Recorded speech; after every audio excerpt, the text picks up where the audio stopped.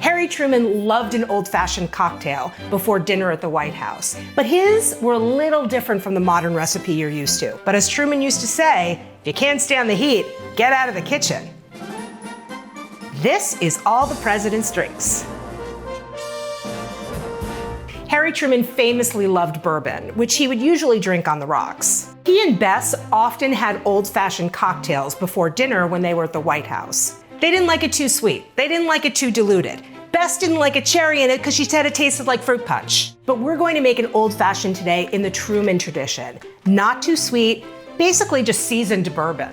In a cocktail glass, put half a teaspoon of sugar. The traditional old-fashioned calls for a lump of sugar, which is a whole teaspoon. We're using half of that.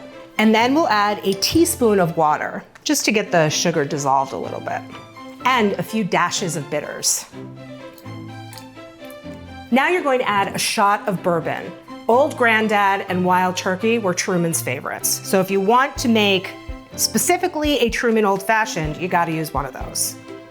One shot of bourbon coming right up. It's a heavy shot. And now you just stir it a little bit. The thing about this cocktail is it's very strong, but that is one of the allures of it. So you don't want to use little ice cubes. You want to use a big guy that melts slowly. Modern old fashions are often served with orange or cherries or lemons. Bess Truman didn't like that, so we're not drinking it like that. It's the Harry Truman Old Fashioned. Woo.